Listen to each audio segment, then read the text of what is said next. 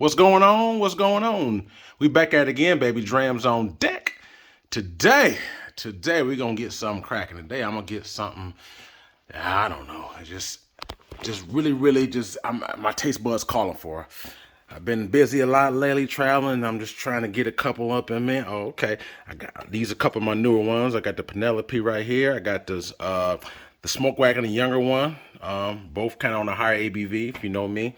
I tried them at a liquor barn in Kentucky. You know, they got a nice little tasting area, and I just really gravitated to it. So I was like, yo, let me run it. Oh, we got the Pikesville on. You know what? Let me do this one right here. I think I'm going to do the 2XO. Yeah, that's one of my newer ones as well. 2XO, 2 times oaked, the Innkeeper's Blend. Is by Dixon Deadman. We'll get all into that in just a little bit. Sitting here at 52% ABV. We're going to dive all in, but this is a quick 360 of the bottle. This one right here, I wouldn't say it's so much easy to get per se, but I would say that, you know, this is one that people do want. It's 2 times oaked. Like I said, we'll get all into the blend process, but this one right here, we'll do these two right here. 2XO, Innkeeper's Blend, on deck for review. Let's go. You see what time it is. Drams on deck. Today, we got another hitter in the building. Today, we got the 2XO Innkeepers Blend on deck for review. Yes, we do. Yes, we do.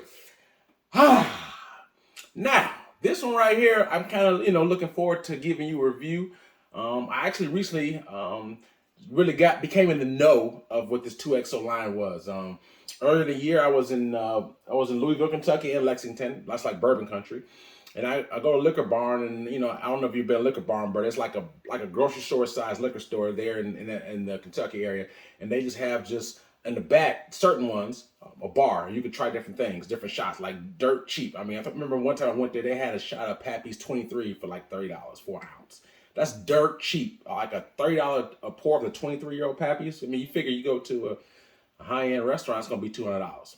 Nevertheless. Someone told me about the Phoenix, which is the first release of this. The Innkeepers is the second release. I tried the Phoenix, thought it was pretty decent. So when this one came out, on my more recent trip down there, I decided to get this one because people, other reviewers was not some, but not all, said that the Innkeepers was maybe a little bit more going on. So I decided to give this a shot. FYI, this is a $100 bottle, so I paid around $100 for this. Non-age stated.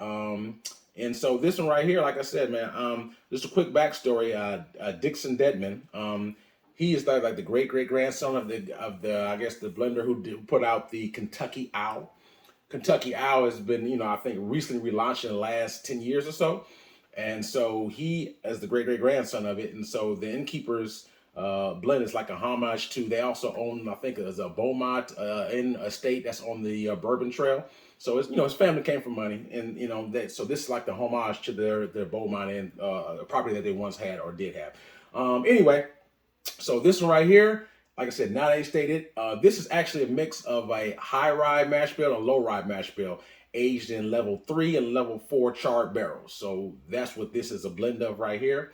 And just to read the back of it, says the second release, ongoing small batch blend series, 2 times oak, which stands for the 2XO, 2 times oaked. It pretty much, saying it's double barrel process. Innkeepers Blend pays homage to my family's long history and the hospitality and the values instilled in the long way, and never forget the past. So that's what this is. This is bottled at 104 proof, which is 52% ABV. And as always, we're gonna nose it, we're gonna taste it, and we're gonna score it. So like I said, this on a $100 bottle. So a lot of people who are in the know, like I said, when they saw this name on the bottle and with the lineage that that comes from Kentucky Owl and so forth, a lot of people was excited about bourbon nerds were excited about trying this. So anyway, as always, we gonna try this out. I'm gonna let you see the color real quick. It's like I said, it's not age stated, so I don't know the age on this, but it's kind of like a medium brown color. So like I said, it has a nice golden medium color to it. Not bad at all. Let's see what this nose has to offer. I do pick up the oak. That's like the first thing that pops up on my nose is oak, honey, vanilla, and some cloves, some kind of baking spice or cloves is what I'm picking up. But the common bourbon notes, bacon spice, oak, vanilla, honey, that's pretty much what I'm picking up. Nothing too crazy, nothing too outlandish. But yeah, Nice color to it, you know, decent smell. I've had this bottle probably about three months now.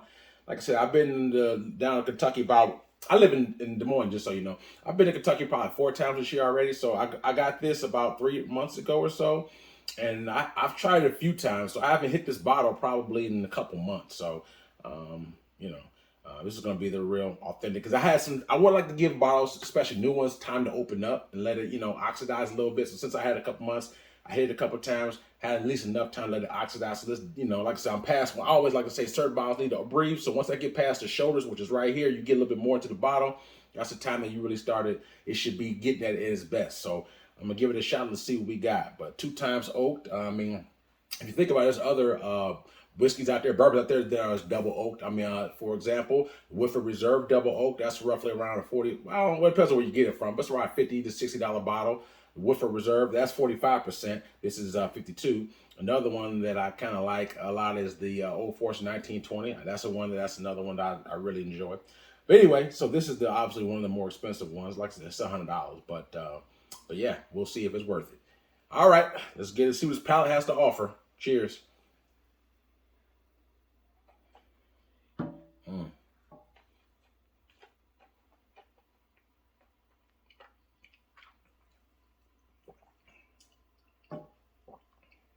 Mm. So right up front, that 52% is letting me know it's there, but you do get like a nice boldness, a little creaminess to it. It's not thin. I mean by that, I would say it's medium low viscosity, but it has some body to it. It really does. I'm gonna take one more quick sip, further saturate my palate. I'm gonna dive deeper in notes. One more.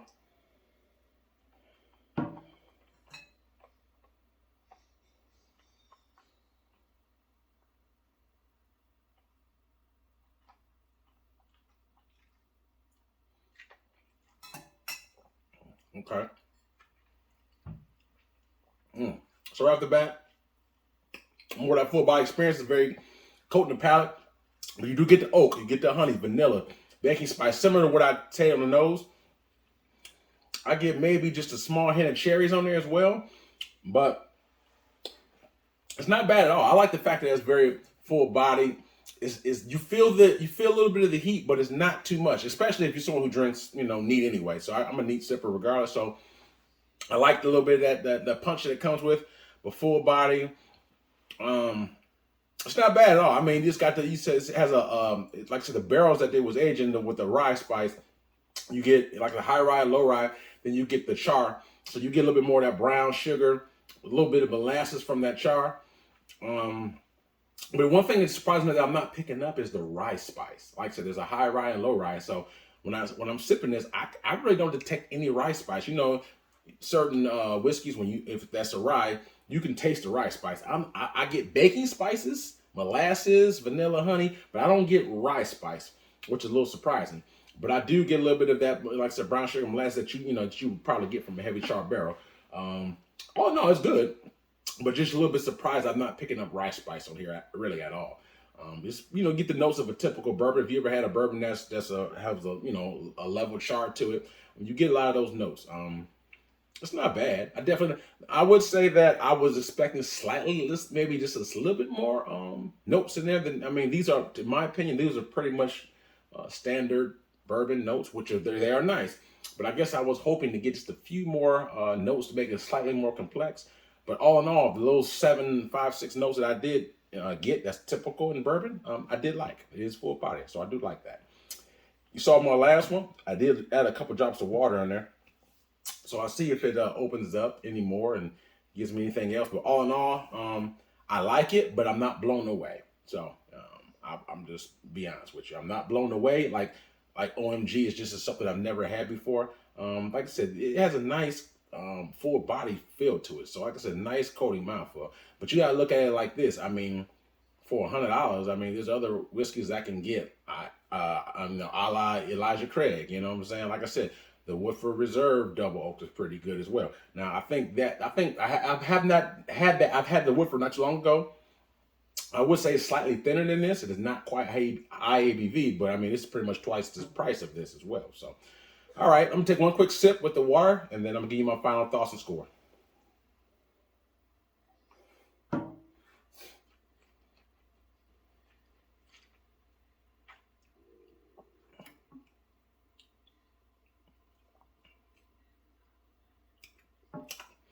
Okay, more of the same. I think with the water, slightly more of a cherry note pops in there, but it's a little bit more the same with a cherry note.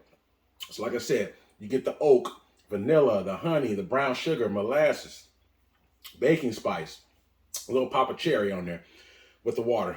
All in all, very nice. Like I said, I enjoy it. My only gripe is the price point. Like I said, I do enjoy it, but for $100, I mean, there's tons of other whiskeys that I can get that's far cheaper. I already said a few of them. Obviously, I mean, it's just a matter of opinion, but yeah, I mean, I wouldn't say like, yo, this is a must-have. You got to try this. But is it a good whiskey? Absolutely, it is. Absolutely. Like I said, the only gripe I may say is the $100 price point. That's really it. I think, there's other things you can get for cheaper that's just as good or maybe even better. So, I mean, I think side by side, I mean, a 1944 to 1922 can get with this. Definitely. And that's only 60 something bucks. So, I'm just like I said, it's the price point, the only thing I'm grabbing at. But I would say that this is a nice balance of it. Like I said, I enjoy it. I would definitely enjoy this, as is. But that's the only small grab I would say, just the price point. That being said, if I had to rate this bottle 1 out of 10, 10 being the best for me, Drams on deck. I'm only, comparison against other whiskeys of sort of like this. I would give this, man. One more quick sip. Do one more.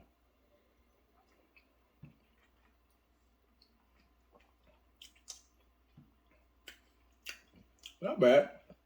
But I'll give this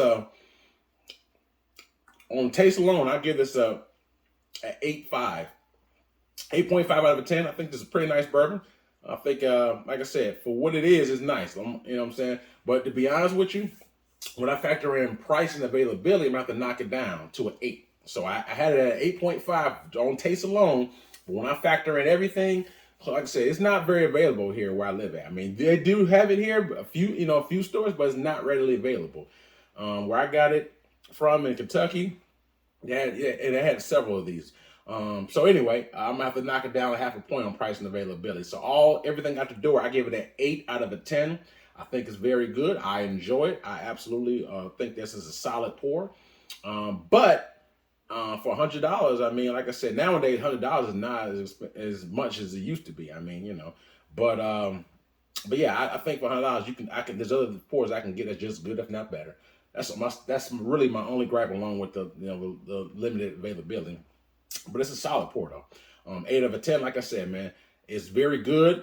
Like I said, I think you can pick a little bit more of that molasses brown sugar on the finish with those charred, but you don't really pick up any rye spice, which I thought that I would because of the high rye and the low rye, but I'm not picking that up at all. But anyway, it's very good. It's very good. I enjoy it. I think it's a good one. But is it worth $100? That's up for you. To me, if you ask me, would I buy this again?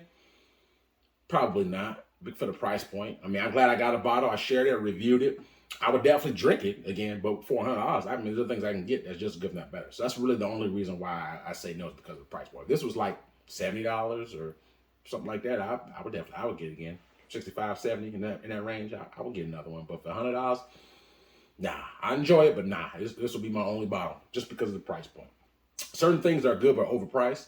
And so I think that this is not, though I wouldn't say this is massively overpriced, but I do think this is a tad bit overpriced, but it's very good though. If you like those, common bourbon notes with a little bit of that extra brown sugar, honey, molasses, I think this is right up your alley. Like I said, full body, solid pour, definitely solid pour, man. So like I said, man, this is a great grandson of the guy who did the Kentucky Owl. I'm glad I got the bottle. I reviewed it. So hopefully if you're in the aisle, if you're looking for this or you was thinking about this, maybe hopefully this review can help elevate give it a yay or the nay. If like, should I not pull the trigger on this one? But yeah, like I said, I definitely don't regret buying it. So it's solid pour. So hope you got some out of it. If you did, hit the like button, hit the subscribe button. Likes and subscribes won't cost you a thing. Also, I have a Cash App Patreon if you do choose to make a small donation. And also, please check out my Instagram page. I have a link for my Instagram page. check that out, because a lot of bottles that's on that Instagram page that I haven't yet reviewed. So sometimes people do ask for special reviews, and I can try to front load that for you. But all in all, hope everyone's enjoying this summer. Hope everyone's having a great time. And if you had this, please let me know your thoughts and opinions of this. Like I said, man, it's definitely a good bottle. Like I said, it's just not overly complex, but for what it is, though, it is very, very good. I think it's very good for just a bit overpriced, but very good. So I don't know your thoughts and opinions. Let me know if that differs or is that in unison for what I feel. So anyway, take care. Signing out. Drams on deck. Yes, sir.